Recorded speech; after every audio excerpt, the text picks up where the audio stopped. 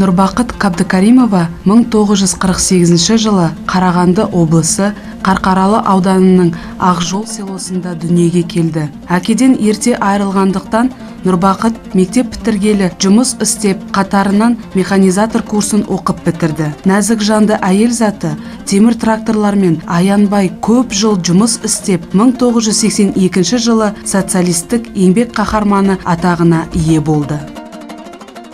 Құрметті қазақстандықтар, замандастарым, шалғайда жатқан ауыл тұрғындары, мемлекет тарапынан мемлекеттік көрсетілетін қызметтерді электронды түрде алу мүмкіндігі барынша жасалып отыр.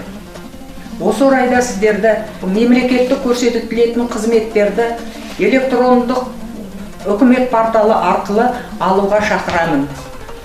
Осыншама жасқа келіп, ауылдық жерде тұрсам да, мемлекеттік көрсетілетін қызметтерді электрондық үкімет порталы арқылы алып отырмын.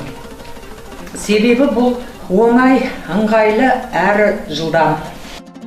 Ақжол кентінің тұрғыны Нұрбақыт апа қазіргі таңда портал арқылы мемлекеттік қызметтерді аз уақыт ішінде жылдам алуда.